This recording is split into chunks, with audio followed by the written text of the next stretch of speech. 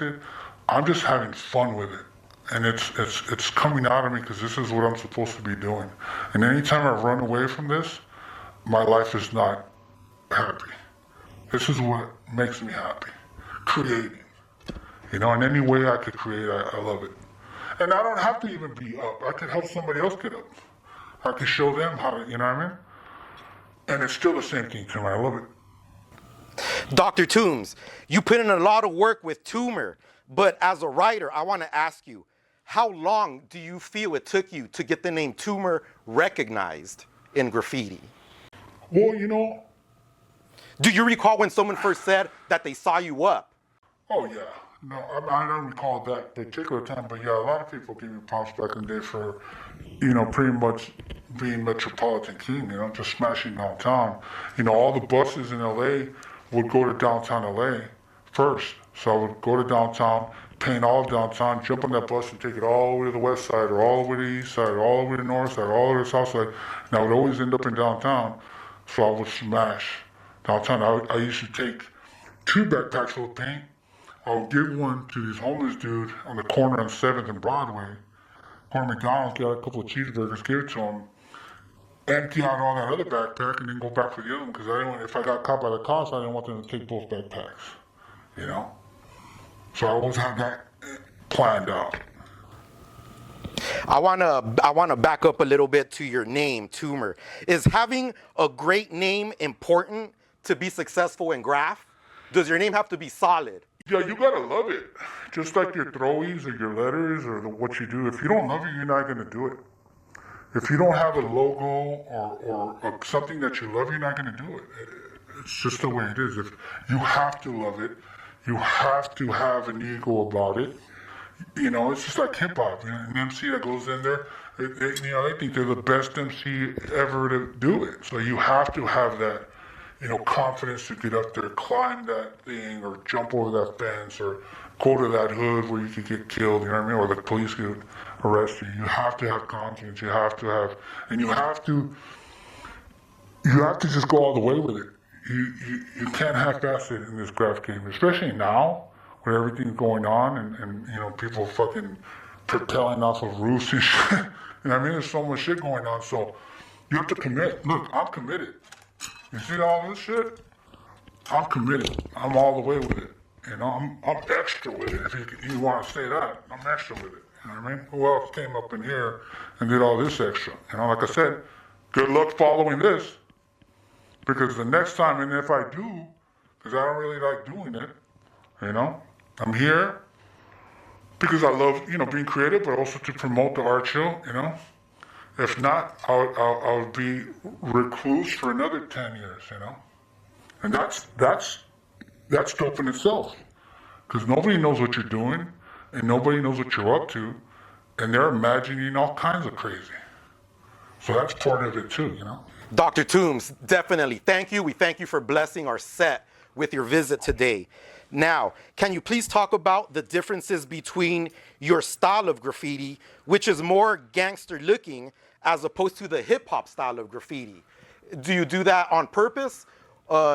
Is your influenced by, I've seen other interviews of you where you talk about the gangster style of graffiti and how it originated from something called the Shoe Shine Boys. Can you please explain? Well, these are just stories I've heard. I know that another writer, another artist, Chaz, has talked about it, and he explains that back in the 1940s, on Broadway downtown, there would be these shoe shine boys, and they would, shine your shoes. So they would write on the wall, like, shoe shine boys, 12th Street, 13th Street, 14th Street, 15th Street, 17th Street, 18th Street, 19th Street, And that was the beginning of Placazos, letting people know territory.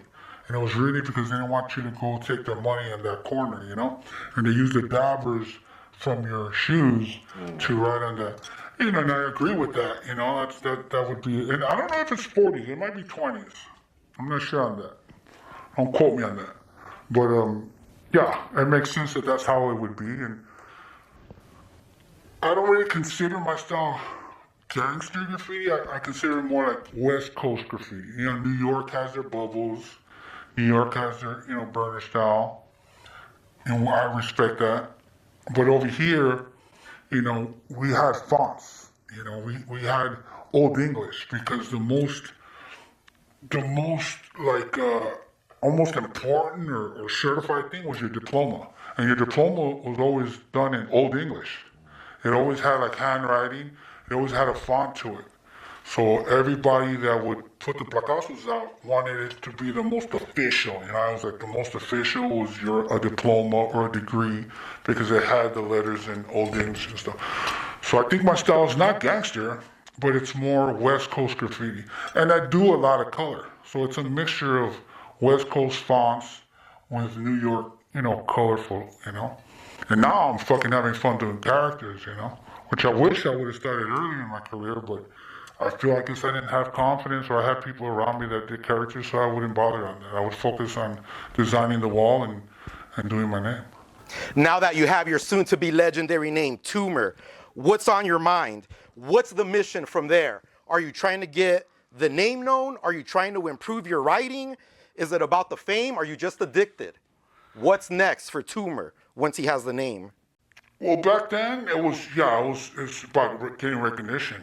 You know what I mean? Getting recognition for who you are, making sure you're the only tumor, right? That's how all writers should be. There should only be one. So you do the best you can to take out the other guys so you could be the only one.